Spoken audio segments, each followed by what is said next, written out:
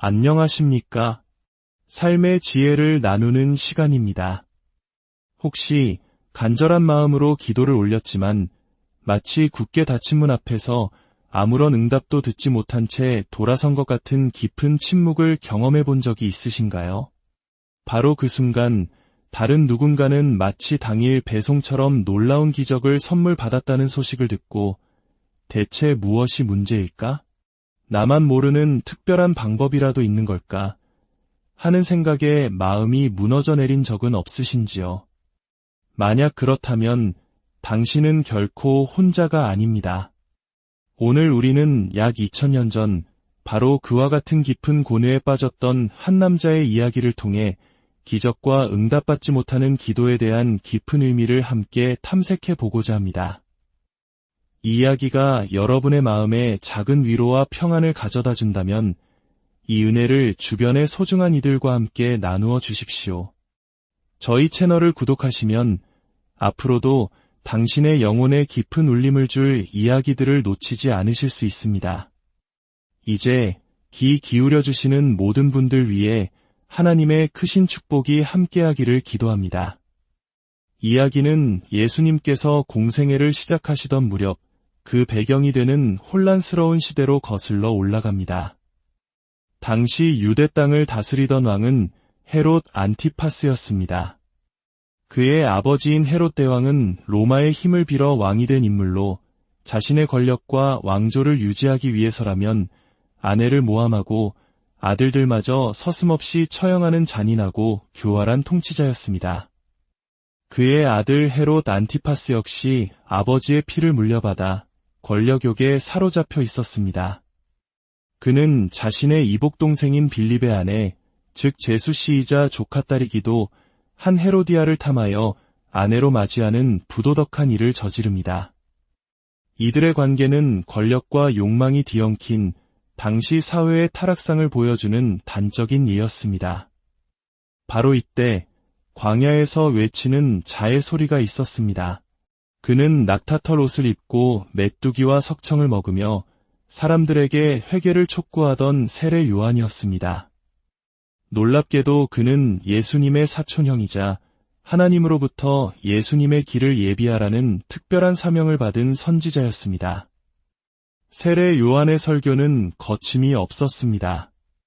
그는 왕의 권력 앞에서도 결코 위축되지 않았고 헤롯의 부도덕한 결혼이 율법에 어긋나는 죄악임을 백성들 앞에서 담대하게 지적했습니다. 그의 날카로운 지적은 왕비 헤로디아의 증오를 샀고 결국 헤롯은 요한을 체포하여 깊고 어두운 감옥에 가두어 버립니다. 자, 여기서 잠시 멈추어 생각해 봅시다. 세례 요한은 누구입니까? 그는 하나님의 뜻을 받들어 메시아의 오심을 선포하는 위대한 임무를 수행하던 사람이었습니다. 그는 자신의 사명을 위해 모든 것을 바쳤습니다. 그런데 그가 하나님의 일을 하다가 받은 대가는 차갑고 축축한 감옥의 돌바닥이었습니다. 한편 그의 사촌 동생인 예수님께서는 밖에서 놀라운 기적들을 행하고 계셨습니다. 눈먼 자를 보게 하고 안진뱅이를 걷게 하시며 나병 환자를 깨끗하게 하고 심지어는 죽은 자를 살리기까지 하셨습니다. 예수님의 능력과 사랑은 유대인뿐만 아니라 당시 천대받던 사마리아인, 로마인, 세리들에게까지 차별 없이 흘러가고 있었습니다. 수많은 낯선 이들이 예수님을 통해 삶을 바꾸는 기적을 체험하고 있었습니다. 이 모든 소식은 감옥에 갇힌 요한의 귀에도 들려왔습니다. 그는 감옥 안에서 예수님께서 행하시는 놀라운 일들에 대한 보고를 전해 들었습니다. 하지만 그 소식을 들을수록 그의 마음속에는 어두운 그림자가 드리워지기 시작했습니다. 모두가 기적을 체험하고 있는데 왜 나만은 외의인가? 하나님을 위해 일하다 갇힌 나를 내 사촌인 예수님은 정녕 잊으신 것인가? 깊은 고뇌 끝에 요한은 자신의 제자들을 예수님께 보냅니다. 그리고 이렇게 묻게 합니다. 당신이 오시기로 한 그 메시아가 맞습니까? 아니면 우리가 다른 분을 기다려야 합니까? 이 질문의 무게를 느껴보십시오. 한때는 모든 사람 앞에서 보라, 세상 죄를 지고 가는 하나님의 어린 양이로다. 라고 외치며 예수님을 증거했던 그가 이제는 예수님의 정체성 자체를 의심하고 있는 것입니다. 이것은 단순한 질문이 아니라 고통의 심연에서 터져나온 한 인간의 처절한 부르짖음이었습니다. 요한의 제자들이 전한 이 흔들리는 질문에 예수님께서는 어떻게 답하셨을까요? 놀랍게도 예수님께서는 요한을 꾸짖지 않으셨습니다. 어찌 믿음이 약하냐고 책망하지도 않으셨습니다. 그렇다고 감옥 문을 부수고 그를 당장 구해내지도 않으셨습니다. 대신 예수님은 이렇게 말씀하십니다. 요한에게 돌아가 너희가 보고 듣는 것을 그대로 전하여라. 눈먼 사람이 보고 다리 저는 사람이 걸으며 나병 환자가 깨끗해지고 듣지 못하는 사람이 들으며 죽은 사람이 살아나고 가난한 사람에게 복음이 전파된다고 말이다. 예수님의 대답은 언뜻 보기에 동문서답처럼 들릴 수 있습니다. 심지어 고통받는 사람에게 봐, 다른 사람들은 이렇게 잘 지내고 있어 라고 말하는 것처럼 무정하게 느껴질 수도 있습니다. 하지만 이 말씀 속에는 우리가 처한 상황을 뛰어넘는 거대한 관점이 담겨 있습니다. 예수님께서는 요한에게 이렇게 말씀하고 계신 것입니다. 요한아, 너의 시선을 너를 둘러싼 감옥의 벽 너머로 돌려라. 너의 고통스러운 현실에만 갇혀 있지 말고 지금 이 땅에서 일어나고 있는 더 큰 그림을 보아라. 나의 기적들은 단순히 초자연적인 현상이 아니다. 이것은 죄와 죽음으로 깨어졌던 세상이 회복되고 있다는 신호이며 하나님의 나라가 이미 시작되었음을 알리는 증거이다.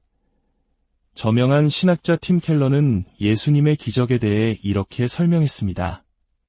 현대인들은 기적을 자연 질서의 중단이라고 생각하지만 예수님께서는 기적을 잃어버렸던 본래의 자연 질서로의 회복으로 의도하셨다. 성경은 하나님께서 본래 세상을 질병이나 굶주림, 죽음이 없는 곳으로 만드셨다고 말한다. 예수님께서는 잘못된 것을 바로잡고 부서진 세상을 치유하기 위해 오셨다. 그분의 기적은 단지 그분의 능력을 증명하는 것이 아니라 그 능력으로 앞으로 행하실 일들에 대한 놀라운 예고편이다. 예수님의 기적은 우리 이성에 대한 도전일 뿐만 아니라 우리 모두가 원하는 세상이 오고 있다는 우리 마음을 향한 약속이다. 예수님은 요한의 믿음이 그의 상황에 따라 흔들리는 상황적 믿음이 되기를 원치 않으셨습니다. 그리고 놀랍게도 요한의 제자들을 돌려보내신 직후 예수님께서는 주변에 모인 무리를 향해 이렇게 선포하십니다. 내가 진실로 너희에게 말한다. 여자가 낳은 사람 가운데 세례 요한보다 더 위대한 인물은 없었다.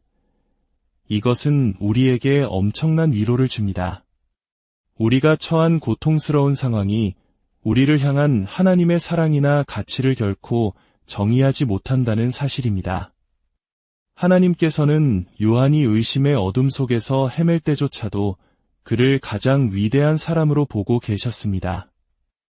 이 성경 속 이야기는 단순히 오래된 기록이 아닙니다. 이것은 오늘을 살아가는 우리의 삶 속에서 생생하게 울려 퍼지는 이야기입니다. 저 또한 세례 요한과 같이 깊은 의심의 감옥에 갇혔던 경험이 있습니다. 제게 아버지는 영웅과도 같은 분이셨습니다. 운동을 좋아하셨고 유머러스하셨으며 언제나 가족을 최우선으로 여기시는 따뜻한 분이셨습니다. 저는 그런 아버지를 우상처럼 여기며 자랐습니다. 하지만 제가 고등학교 2학년이 끝나갈 무렵 아버지의 건강에 문제가 생기기 시작했습니다. 병원에서의 진단 결과는 신장암 말기였고 암은 이미 온몸으로 퍼져 있었습니다. 저희 가족은 절망에 빠졌고 할 수 있는 모든 것을 했습니다. 저희 교회 장로님들이 오셔서 아버지를 위해 간절히 기도해 주셨습니다.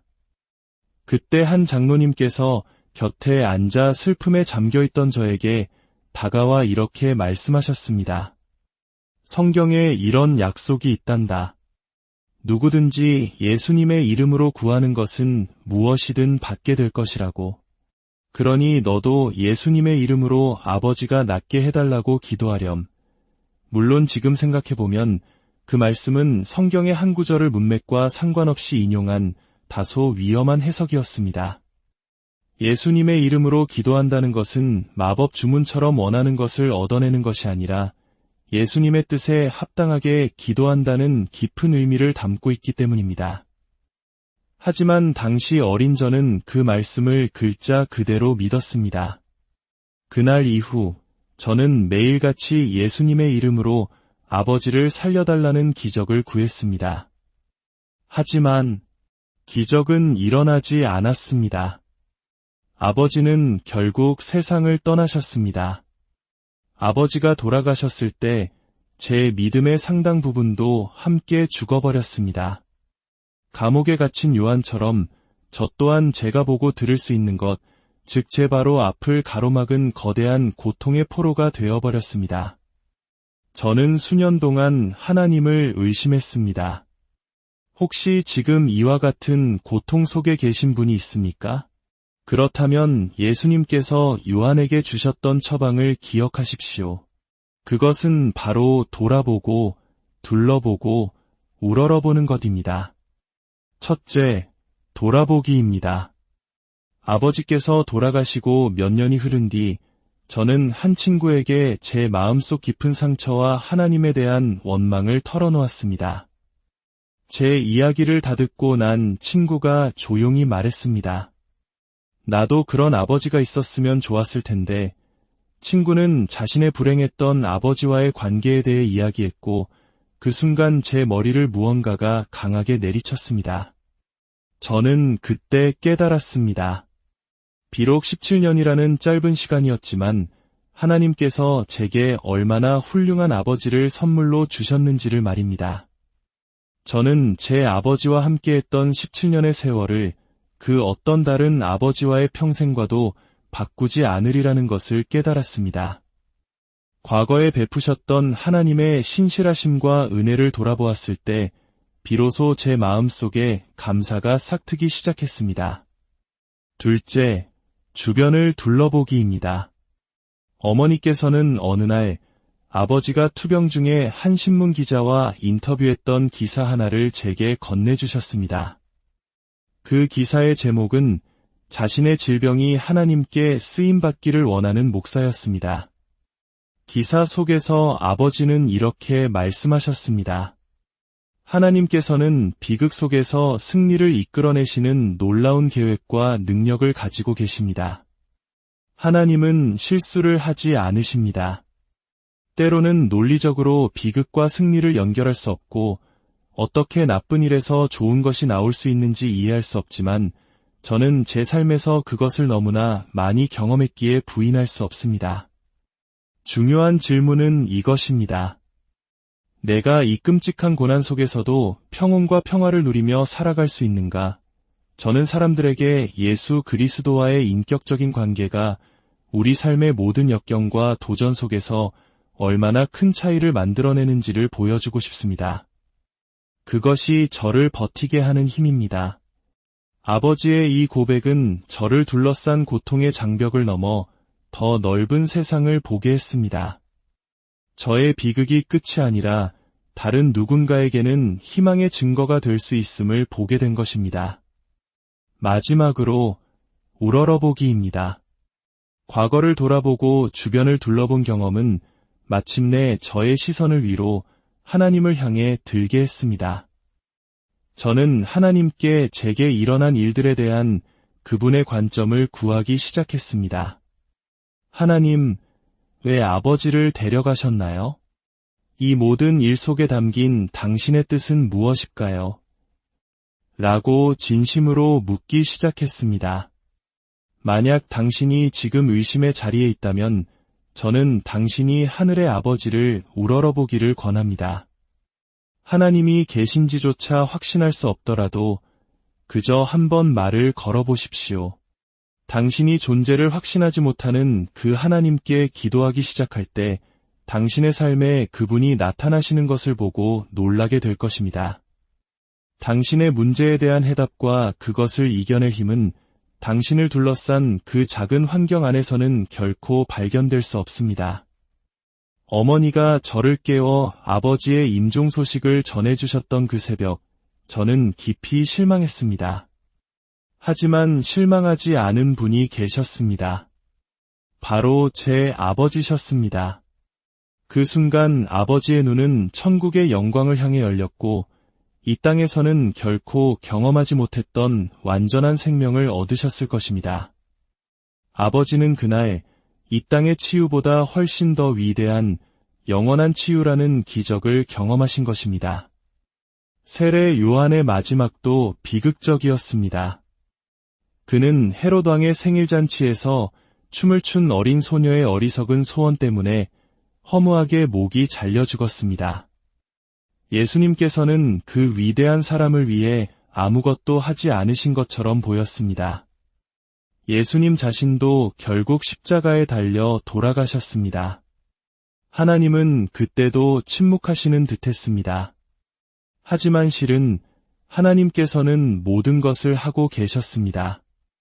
예수님께서 십자가에서 우리의 모든 죄값을 치르시고 죽음을 이기고 부활하심으로써 우리 모두에게 영원한 생명이라는 가장 위대한 기적의 길을 열어주셨기 때문입니다.